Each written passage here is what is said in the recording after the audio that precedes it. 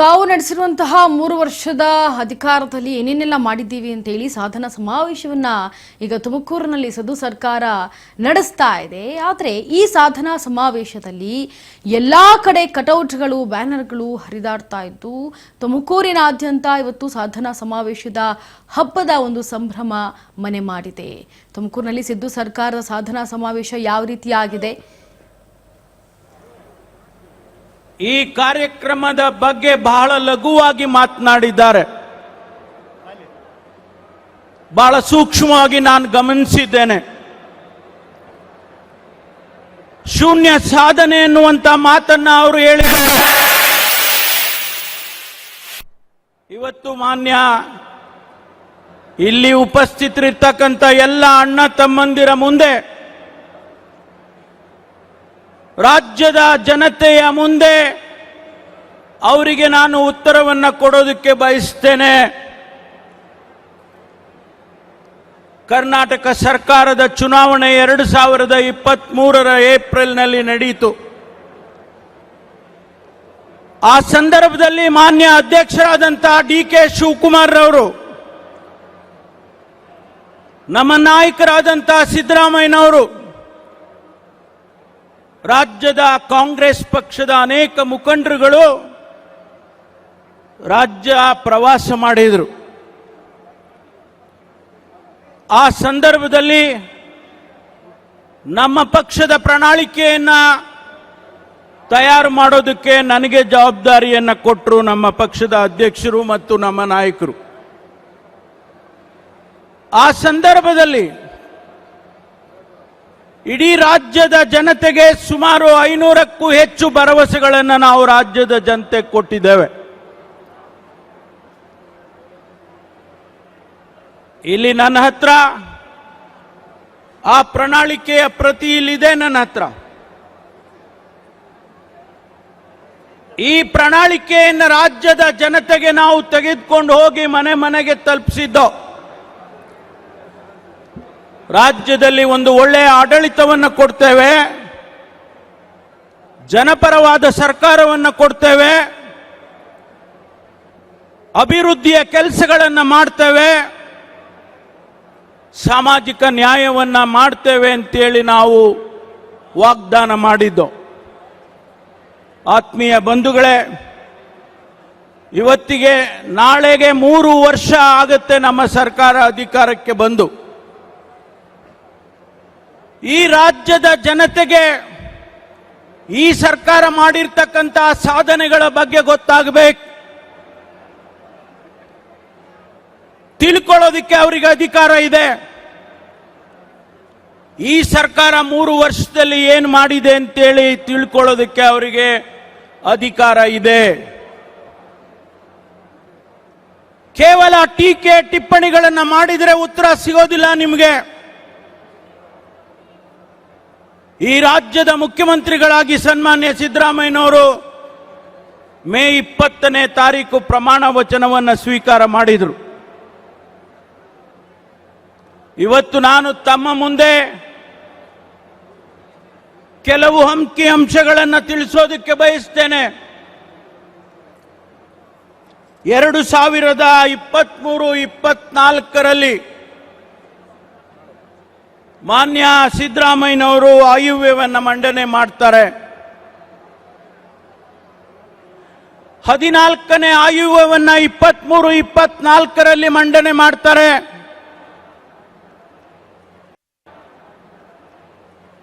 ಅವತ್ತು 3,27,00,000 ರೂಪಾಯಿ ಅಂದಾಜನ್ನ ರಾಜ್ಯದ ಜನತೆಯ ಮುಂದೆ ಇಡ್ತಾರೆ. ಮತ್ತೆ 24-25ರಲ್ಲಿ 3,71,00,000 ಕೋಟಿಗೆ ಆಯವ್ಯಯವನ್ನು ಮಂಡನೆ ಮಾಡ್ತಾರೆ. 16ನೇಯ ಬಜೆಟ್ 25-26ರಲ್ಲಿ 4,09,00,000 ಆಯವ್ಯಯನ ಮಂಡನೆ ಮಾಡ್ತಾರೆ. ಈ ವರ್ಷ 26-27ಕ್ಕೆ ಸನ್ಮಾನ್ಯ ಸಿದ್ದರಾಮಯ್ಯನವರು 17ನೇಯ ರೆಕಾರ್ಡ್ ಬಡ್ಜೆಟ್ ಅನ್ನ ಮಂಡನೆ ಮಾಡ್ತಾರೆ. ಆ 17ನೆಯ ಬಡ್ಜೆಟ್ನಲ್ಲಿ 4,48,00,000 ರೂಪಾಯಿ ಆಯವ್ಯಯವನ್ನು ಮಂಡನೆ ಮಾಡ್ತಾರೆ. ಸ್ನೇಹಿತರೆ, 4 ಆಯವ್ಯಯದಲ್ಲಿ ಸನ್ಮಾನ್ಯ ಸಿದ್ದರಾಮಯ್ಯನವರು 15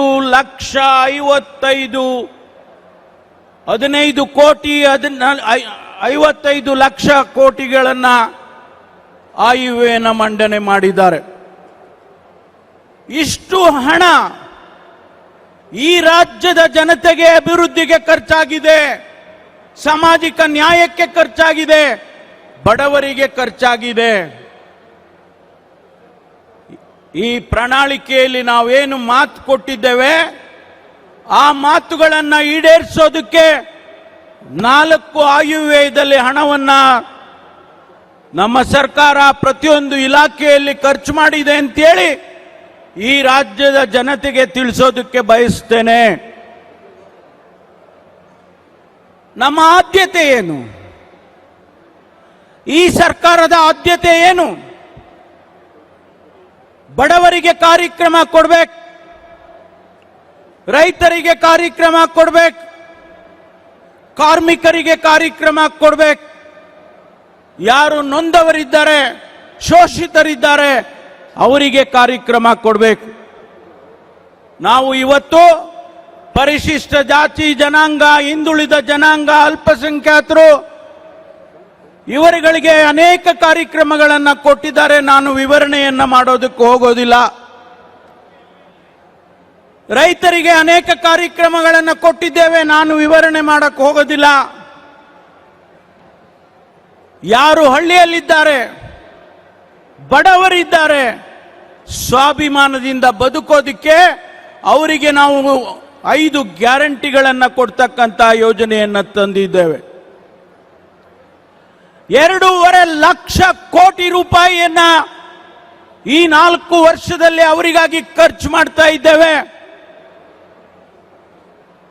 ಇದು ನಿಮಗೆ ಭಾರತೀಯ ಜನತಾ ಪಾರ್ಟಿ ಅವರಿಗೆ ಕಣ್ಣಿಗೆ ಕಾಣಿಸೋದಿಲ್ವಾ?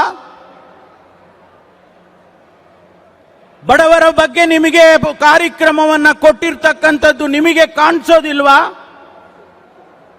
ಅದಕ್ಕಾಗಿ ಇವತ್ತು ಯಾವ ಉದ್ದೇಶಕ್ಕೆ ನಾವು ಈ ಕಾರ್ಯಕ್ರಮ ಮಾಡಿದ್ದೇವೆ ಅಂತ ಹೇಳಿದ್ರೆ, ಆ ಕಾರ್ಯಕ್ರಮಗಳನ್ನ ಜನರಿಗೆ ತಿಳಿಸಬೇಕು. ರಾಜ್ಯ ಸರ್ಕಾರ ಕೊಟ್ಟ ಮಾತಿನಂತೆ ನಡ್ಕೊಂಡಿದೆ, ಸಿದ್ದರಾಮಯ್ಯನವರು ನುಡಿದಂತೆ ನಡೆದಿದ್ದಾರೆ, DK ಶಿವಕುಮಾರ್ ಅವರು ನುಡಿದಂತೆ ನಡೆದಿದ್ದಾರೆ ಅಂತೇಳಿ ಈ ರಾಜ್ಯದ ಜನತೆಗೆ ತುಮಕೂರಿನಿಂದ ಹೇಳಬೇಕು ಅಂತೇಳಿ ಈ ಕಾರ್ಯಕ್ರಮವನ್ನು ಮಾಡಿದ್ದೇವೆ. ನಿಜ, ನಿಮಗೆ ಸಹಿಸೋದಕ್ಕಾಗೋದಿಲ್ಲ. ಇವತ್ತು 1,52,948 ಜನರಿಗೆ ಹಕ್ಕುಪತ್ರ ಕೊಡೋದು ನಿಮಗೆ ಸಹಿಸೋದಕ್ಕಾಗೋದಿಲ್ಲ. 16 ವರ್ಷದಿಂದ ಅವರಿಗೆ ಯಾವುದೇ ಹಕ್ಕುಪತ್ರಗಳಿಲ್ಲ, ನನ್ನದು ಅನ್ನೋದಕ್ಕೆ ಯಾವುದೇ ಅವರಿಗೆ ಹಕ್ಕುಪತ್ರಗಳು ಇಲ್ಲ, ಕಾಗದ ಪತ್ರಗಳು ಇಲ್ಲ ಅಂದಾಗ ಅದನ್ನ ಇವತ್ತು ಮಾಡಿದ್ರೆ ಸ್ವಾಭಾವಿಕವಾಗಿ ನಿಮಗೆ ಸಹಿಸೋದಕ್ಕಾಗೋದಿಲ್ಲ. ಆದರೆ ಒಂದು ಮಾತನ್ನ ಹೇಳ್ತೇನೆ, ನಾವು ನಿಮಗೆ ಯಾರಿಗೂ ಸುಳ್ಳು ಹೇಳೋದಕ್ಕೆ ಬಂದಿಲ್ಲ, ನಾವು ಮೋಸ ಮಾಡೋದಕ್ಕೆ ಬಂದಿಲ್ಲ. ನಾವು ಈ ದೇಶದ ಆರ್ಥಿಕ ವ್ಯವಸ್ಥೆಯಲ್ಲಿ ಕರ್ನಾಟಕ ರಾಜ್ಯ ಮುಂಚೂಣಿಯಲ್ಲಿದೆ ಅಂತ ಹೇಳೋದಕ್ಕೆ ಬಂದಿದ್ದೇವೆ. ಹೊರದೇಶದಿಂದ ಬಂಡವಾಳ ಹೂಡಿದ್ದಾರೆ. ಕರ್ನಾಟಕದಲ್ಲಿ 2 ಲಕ್ಷಕ್ಕೂ ಹೆಚ್ಚು ಕೋಟಿ ರೂಪಾಯಿ ಬಂಡವಾಳವನ್ನ ಇವತ್ತು ಕರ್ನಾಟಕದಲ್ಲಿ ಹೂಡಿದ್ದಾರೆ. ಫಾರಿನ್ ಡೈರೆಕ್ಟ್ ಇನ್ವೆಸ್ಟ್ಮೆಂಟ್ ಇಡೀ ದೇಶದಲ್ಲಿ 2ನೆಯ ಸ್ಥಾನದಲ್ಲಿ ನಾವು ಕರ್ನಾಟಕ ಇದ್ದೇವೆ ಅಂತ ಹೇಳೋದಕ್ಕೆ ಬಂದಿದ್ದೇವೆ.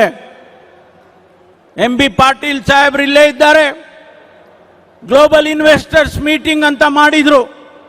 10,24,000 ಕೋಟಿ ಕರ್ನಾಟಕದಲ್ಲಿ ಬಂಡವಾಳ ಹೂಡ್ತೇವೆ ಅಂತೇಳಿ ಸಹಿ ಹಾಕಿದ್ರು. ಅದು ಸುಳ್ಳ? ನೀವು ಮಾಡಿದ್ರ? ಭಾರತೀಯ ಜನತಾ ಪಾರ್ಟಿ ಆಡಳಿತದಲ್ಲಿ ಅದನ್ನ ಮಾಡಿದ್ರ?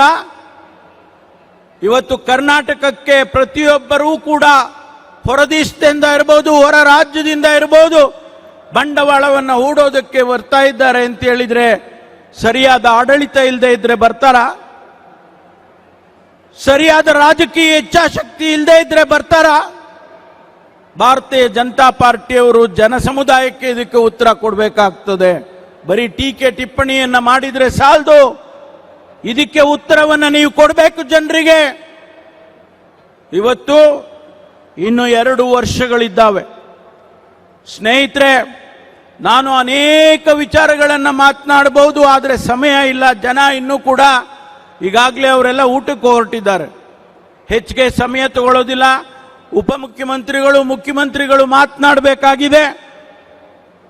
ತುಮಕೂರು ಜಿಲ್ಲೆಯಲ್ಲಿ ಇವತ್ತು ಅಭಿವೃದ್ಧಿ ಪರ್ವ ನಡೀತಾ ಇದೆ. ಕಳೆದ 3 ವರ್ಷದಲ್ಲಿ ಅನೇಕ ಯೋಜನೆಗಳನ್ನು, ಕಾರ್ಯಕ್ರಮಗಳನ್ನು ಮಾಡ್ತಾ ಇದ್ದೇವೆ. ಇದು ಮಾನ್ಯ ಮುಖ್ಯಮಂತ್ರಿಗಳಿಗೆ ಇದು 4ನೇ ಬಹುದೊಡ್ಡ ಕಾರ್ಯಕ್ರಮ. ಈಗಾಗಲೇ 3 ಬಾರಿ ನಮ್ಮ ಜಿಲ್ಲೆಗೆ ಬಂದು ಹೋಗಿದ್ದಾರೆ. ನಾನು ಅವರಿಗೆ ಅಭಿನಂದನೆಯನ್ನ ಹೇಳೋದಕ್ಕೆ ಬಯಸ್ತೇನೆ. 2013ರಲ್ಲಿ 2014ರಲ್ಲಿ ಒಬ್ಬ ರಾಜ್ಯದ ಮುಖ್ಯಮಂತ್ರಿಯಾಗಿ 13,500 ಕೋಟಿ ರೂಪಾಯಿ ಎತ್ತಿನೊಳೆ ಯೋಜನೆಯ ಅಡಿಯಲ್ಲಿ ಹಾಕಿದ್ರು. ಮೊದಲನೇ ಹಂತದ ಯೋಜನೆಯನ್ನ 24ರಲ್ಲಿ ಉದ್ಘಾಟನೆಯನ್ನ ಮಾಡಿದ್ರು ಮುಖ್ಯಮಂತ್ರಿಗಳು, ಉಪಮುಖ್ಯಮಂತ್ರಿಗಳು. ಇವತ್ತು ಆ ಕಾರ್ಯಕ್ರಮ ನಡೀತಾ ಇದೆ. ಮಾನ್ಯ ಉಪಮುಖ್ಯಮಂತ್ರಿಗಳು, ಇರಿಗೇಷನ್ ನೀರಾವರಿ ಸಚಿವರು ಕೂಡ ಆಗಿದ್ದಾರೆ. ನನಗೆ ವಿಶ್ವಾಸ ಇದೆ.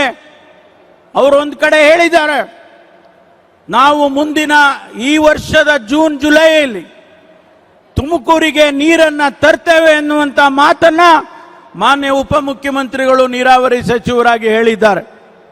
ನಾನು ಅವರಿಗೆ ವಿಶೇಷ ಅಭಿನಂದನೆಯನ್ನು ಸಲ್ಲಿಸೋದಕ್ಕೆ ಬಯಸ್ತೇನೆ. ತುಮಕೂರು ಜಿಲ್ಲೆ, ಕೋಲಾರ ಜಿಲ್ಲೆ, ಚಿಕ್ಕಬಳ್ಳಾಪುರ ಜಿಲ್ಲೆಗೆ ಕುಡಿಯುವ ನೀರಿನ ಯೋಜನೆ ಆದಷ್ಟು ಶೀಘ್ರವಾಗಿ ಕಾರ್ಯಗತ ಆಗಬೇಕು ಅಂತೇಳಿ ನಾನು ಕೂಡ ಅವರಲ್ಲಿ ವಿನಂತಿಯನ್ನು ಮಾಡಿಕೊಳ್ತೇನೆ. ಸ್ನೇಹಿತರೆ, ನಮ್ಮ ಜಿಲ್ಲೆ ತುಮಕೂರು ಬೆಂಗಳೂರಿಗೆ ಬಹಳ ಹತ್ತಿರದಲ್ಲಿ ಇರ್ತಕ್ಕಂಥದ್ದು. ಕೇವಲ 60 ಕಿಲೋಮೀಟರ್ ಇರ್ತಕ್ಕಂಥ ಈ ತುಮಕೂರನ್ನ ಬೆಂಗಳೂರಿನ ಒಂದು ಭಾಗ ಆಗಿ ಮಾಡಬೇಕು ಅಂತೇಳಿ ನಾನು ಒತ್ತಾಯ ಮಾಡ್ತೇನೆ. ಯಾವ ರೀತಿಯಲ್ಲಿ ರಾಮನಗರವನ್ನ, ಬಿಡದಿಯನ್ನ ಮಾನ್ಯ ಉಪಮುಖ್ಯಮಂತ್ರಿಗಳು ಬೆಂಗಳೂರು ದಕ್ಷಿಣ ಅಂತೇಳಿ ಮಾಡಿದ್ದಾರೆ, ಅದೇ ರೀತಿಯಲ್ಲಿ ತುಮಕೂರನ್ನ ಬೆಂಗಳೂರಿನ ಉತ್ತರ, ಬೆಂಗಳೂರು ನಾರ್ತ್ ಅಂತೇಳಿ ಘೋಷಣೆ ಮಾಡಬೇಕು ಅಂತೇಳಿ ನಾನು ವಿನಂತಿಯನ್ನ ಮಾಡಿಕೊಳ್ತೇನೆ. ಈಗಾಗಲೇ ತುಮಕೂರಿಗೆ ಮೆಟ್ರೋ ರೈಲನ್ನು ತರೋದಕ್ಕೆ ಯೋಜನೆಯನ್ನು ಸಿದ್ಧ ಮಾಡಿದ್ದೇವೆ. ಮಾನ್ಯ ಮುಖ್ಯಮಂತ್ರಿಗಳು ಬಜೆಟ್ನಲ್ಲಿ ಹೇಳಿದ್ರು, ಯೋಜನೆಯನ್ನು ಸಿದ್ಧ ಮಾಡೋದಕ್ಕೆ ಮಾಡಿ ಅಂತಕ್ಕಂಥ ಮಾತನ್ನ ಯೋಜನೆ ಬಜೆಟ್ನಲ್ಲಿ ಹೇಳಿದ್ರು. ಅದರಂತೆ ಇವತ್ತು ಯೋಜನೆ ಸಿದ್ಧವಾಗಿದೆ. ಅದನ್ನು ಕೂಡ ಮಾನ್ಯ ಉಪಮುಖ್ಯಮಂತ್ರಿಗಳು ಅವರ ಖಾತೆಗೆ ಬರ್ತದೆ. ಅವರು ಮತ್ತು ಮುಖ್ಯಮಂತ್ರಿಗಳು ಅದನ್ನ ಸಾಕಾರ ಮಾಡಿಕೊಡ್ಬೇಕು ಅಂತೇಳಿ ನಾನು ಅವರಿಗೆ ಈ ಸಂದರ್ಭದಲ್ಲಿ ವಿನಂತಿಯನ್ನು ಮಾಡೋದಕ್ಕೆ ಬಯಸ್ತೇನೆ. ಸ್ನೇಹಿತರೆ, ಅನೇಕ ವಿಚಾರಗಳಿದ್ದಾವೆ, ಆದರೆ ಸಮಯದ ಅಭಾವದಿಂದ ನಾನು ಹೆಚ್ಚು ಮಾತನಾಡದೆ. ಇವತ್ತು ತಾವೆಲ್ಲರೂ ಕೂಡ ಒಂದು ಐತಿಹಾಸಿಕವಾದಂತಹ ಸಮಾರಂಭ ಇದು. ಗಿನ್ನಿಸ್ ದಾಖಲೆಯನ್ನು ಮಾಡಿರ್ತಕ್ಕಂತಹ ಸಮಾರಂಭ ಇದು. ಗಿನ್ನಿಸ್ ಅಧಿಕಾರಿಗಳು ಲಂಡನ್ನಿಂದ ಬಂದು ಇವತ್ತು ಮುಖ್ಯಮಂತ್ರಿಗಳಿಗೆ ಸರ್ಟಿಫಿಕೇಟ್ ಅನ್ನು ಕೊಟ್ಟಿದ್ದಾರೆ. 23,000 ಜನರಿಗೆ ಹಕ್ಕುಪತ್ರವನ್ನು ಒಂದೇ ಸೂರಿನ ಅಡಿಯಲ್ಲಿ ಕೊಡ್ತಾ ಇದ್ದೇವೆ ಅಂತೇಳಿ ಅವರು ಇವತ್ತು ಗಿನ್ನಿಸ್ ದಾಖಲೆಯ ಸರ್ಟಿಫಿಕೇಟ್ ಅನ್ನ ಮಾನ್ಯ ಮುಖ್ಯಮಂತ್ರಿಗಳಿಗೆ, ಜಿಲ್ಲಾಧಿಕಾರಿಗಳಿಗೆ ಕೊಟ್ಟಿದ್ದಾರೆ. ಅಂತಹ ಒಂದು ಐತಿಹಾಸಿಕ ಕಾರ್ಯಕ್ರಮಕ್ಕೆ ತಾವೆಲ್ಲರೂ ಕೂಡ, ನಮ್ಮ ಸಚಿವ ಸಂಪುಟದ ಪ್ರತಿಯೊಬ್ಬ ಸದಸ್ಯರು ಕೂಡ ಬಂದಿದ್ದಾರೆ. ಅವರಿಗೆ ನಾನು ಆಭಾರಿಯಾಗಿದ್ದೇನೆ ಅಂತಕ್ಕಂಥ ಮಾತನ್ನ ಈ ಸಂದರ್ಭದಲ್ಲಿ ಹೇಳಿ, ಮುಂದೆ ತುಮಕೂರು ಬೆಂಗಳೂರಿನ ಒಂದು ಭಾಗ ಆಗುತ್ತೆ. ಅದಕ್ಕಾಗಿ ನನ್ನ ಪ್ರಯತ್ನ, ಸಕಲ ಪ್ರಯತ್ನವನ್ನು ಕೂಡ ನಾನು ಕೂಡ ಮಾಡ್ತಾ ಇದ್ದೇನೆ. ಮಾನ್ಯ ಮುಖ್ಯಮಂತ್ರಿಗಳ, ಉಪಮುಖ್ಯಮಂತ್ರಿಗಳ ಸಹಕಾರದೊಂದಿಗೆ ಅಂತಕ್ಕಂಥ ಮಾತನ್ನ ಹೇಳಿ, ಮತ್ತೊಂದು ಬಾರಿ ನಮ್ಮ ಜಿಲ್ಲೆಯ ಜಿಲ್ಲಾಧಿಕಾರಿಗಳು, ಅಸಿಸ್ಟೆಂಟ್ ಕಮಿಷನರ್ಗಳು, ತಹಶೀಲ್ದಾರ್ಗಳು ಮತ್ತು ಎಲ್ಲ ಇಲಾಖೆಯ ಮುಖ್ಯಸ್ಥರು ಮತ್ತು ರೆವಿನ್ಯೂ ಇಲಾಖೆಯ ಮುಖ್ಯಸ್ಥರುಗಳು, ಕೆಳಗಿನ ಪಂಚಾಯಿತಿ ಹಂತದಿಂದ ಹಿಡಿದು ನಮ್ಮ ಬೆಂಗಳೂರಿನ ACS ವರೆಗೂ ಕೂಡ ಈ ಕಾರ್ಯಕ್ರಮಕ್ಕೆ ಸಹಕಾರವನ್ನು ಕೊಟ್ಟಿದ್ದಾರೆ. ಅದಕ್ಕಾಗಿ ಅವರಿಗೆ ನಾನು ಅಭಿನಂದನೆಯನ್ನು ಹೇಳಿ ತಮ್ಮೆಲ್ಲರಿಗೂ ವಂದಿಸಿ ನಾನು ಮಾತು ಮುಗಿಸ್ತೇನೆ. ಜೈ ಹಿಂದ್, ಜೈ ಕರ್ನಾಟಕ.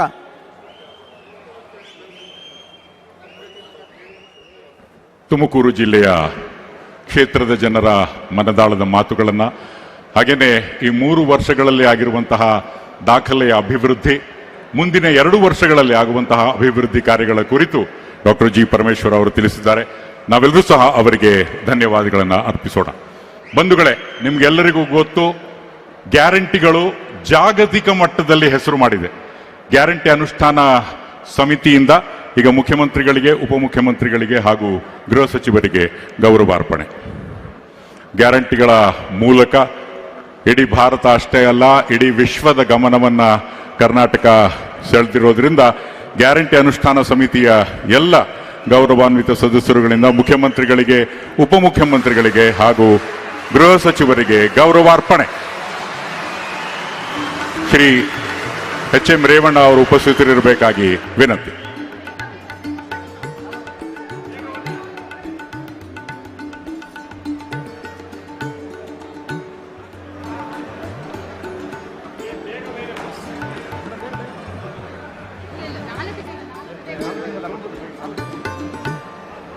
ಹಾಗೇನೆ ಜಿಲ್ಲಾಡಳಿತದ ವತಿಯಿಂದನೂ ಸಹ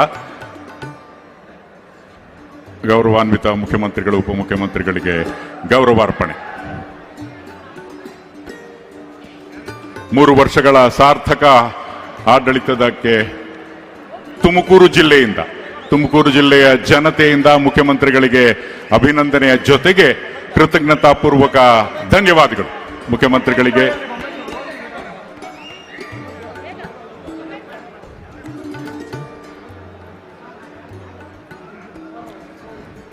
ಅದೇ ರೀತಿ ಉಪಮುಖ್ಯಮಂತ್ರಿಗಳಿಗೂ ಸಹ ಡಾಕ್ಟರ್ ಜಿ ಪರಮೇಶ್ವರ ಹಾಗೂ ಜಿಲ್ಲೆಯ ಹಿರಿಯ ಅಧಿಕಾರಿಗಳಿಂದ ಗೌರವ ಸಮರ್ಪಣೆ. ಶ್ರೀ ಕೃಷ್ಣ ಭೈರೇಗೌಡ ಅವರು ಸಹ ಉಪಸ್ಥಿತರಿದ್ದಾರೆ. ಉಪಮುಖ್ಯಮಂತ್ರಿಗಳಿಗೆ ಗೌರವ ಸ್ವೀಕರಿಸುವುದಕ್ಕಾಗಿ ಧನ್ಯವಾದಗಳು.